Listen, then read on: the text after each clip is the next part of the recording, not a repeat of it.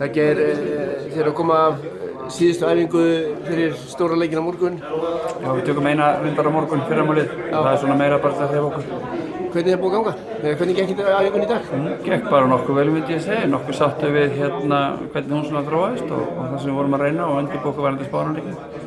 Þannig ég held að það hefur bara verið ágætis æfing. Allir heilir?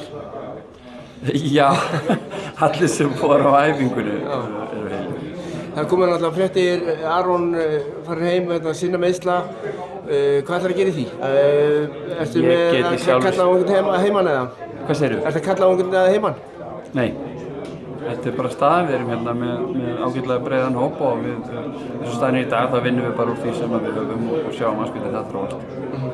Einhver spurningamerki hvort allir geti spilað leikinn á morgun? Nei, það bara rauninni komið á hreint að þeir leikmenn sem eru hér ennþá að þeir eru allir leikfærir. Þannig að við veljum úr því rauninni og tilkynnum það væntanlega á eftir að tæknifundi endalega hverja þeir eru. Í sambandi við þennan leik, þetta náttúrulega bara eitt besta lið riðilsins. Ég veit að þú þekkir Spánverjana ágætlega. Hvað ætlarðu að gera til þess að reyna að vinna þá?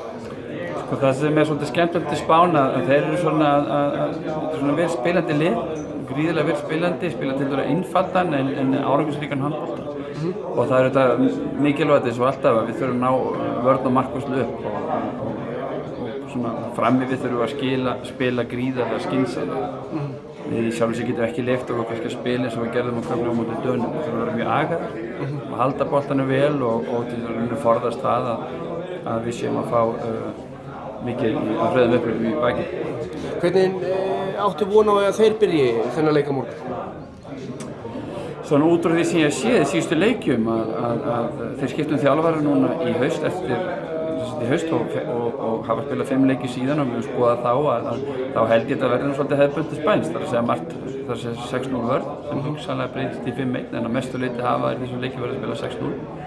Og síðan þetta sín klassíska spænska sóknarleik, þannig að ég svo sem veit ekki hvort það komið að vera eitthvað óvart en svona ég held nú ekki. Við höfum aðeins verið að ræða við erlenda blaðamenn, töluðum við blaðamenn frá Slóveníu áðan og svo Spáni. Það búast allir við hörkuleik og spænski blaðamenn sagði okkur að þeir eru ekkert búin að vinna þennan leik ennþá.